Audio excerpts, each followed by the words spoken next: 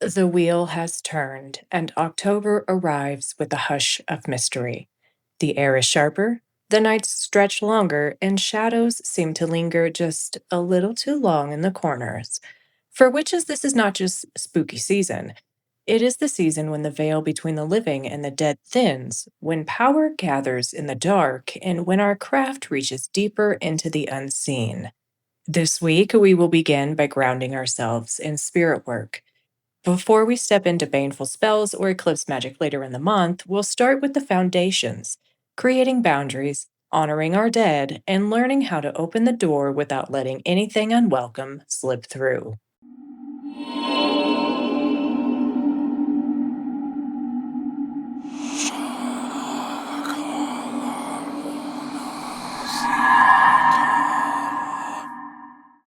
October is a liminal month, a time when the boundaries between worlds are believed to grow thin.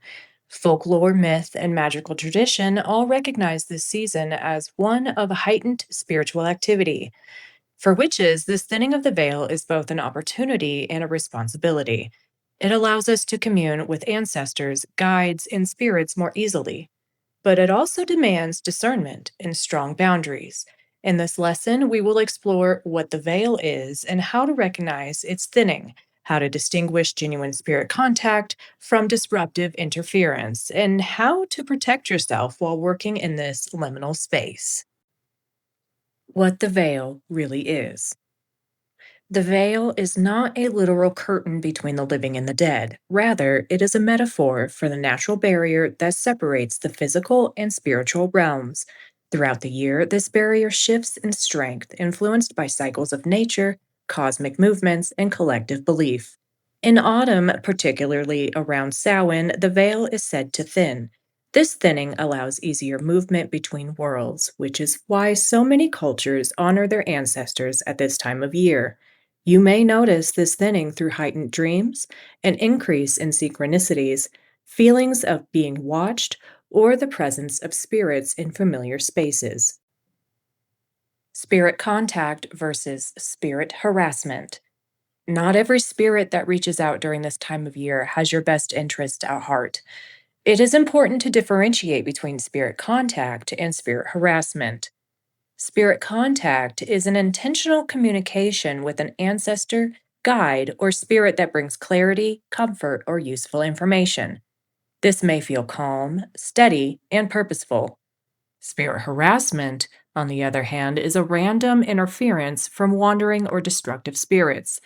This often feels draining, confusing, or unsettling, and can manifest as persistent noises, repeated nightmares, or sudden energetic heaviness. As witches, our role is to not allow every spirit through the door. Discernment is a skill we must continually cultivate. The importance of magical boundaries.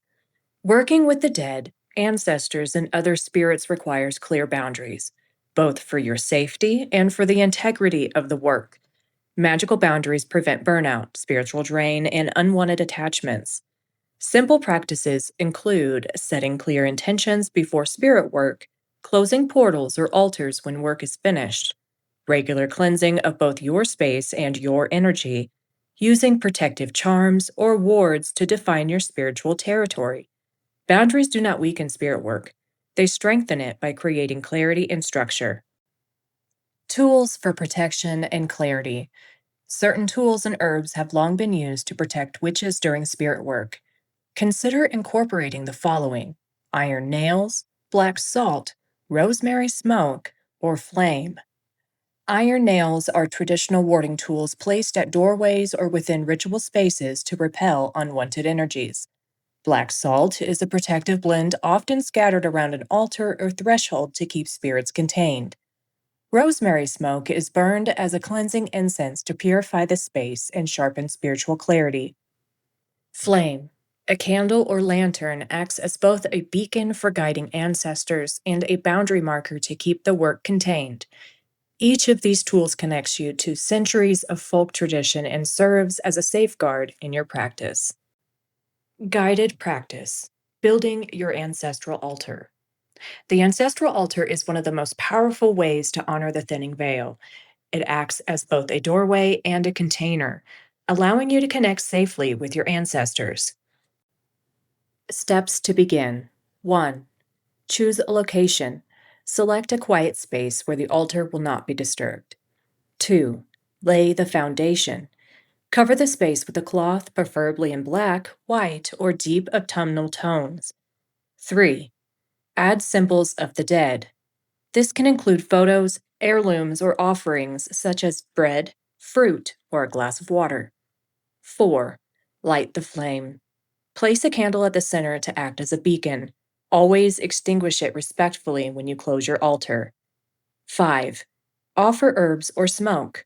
Burn rosemary, mugwort, or juniper as a way to purify the space and invite benevolent spirits. 6. Set boundaries. Verbally invite your ancestors or guides and state clearly that no other spirits are welcome. Return to this altar throughout October, refreshing offerings and tending the flame. Over time, the altar becomes a living bridge between you and those who walked before you. The thinning veil is not something to fear. It is an invitation. By preparing yourself with knowledge, boundaries, and protective tools, you can move through this season with both reverence and power.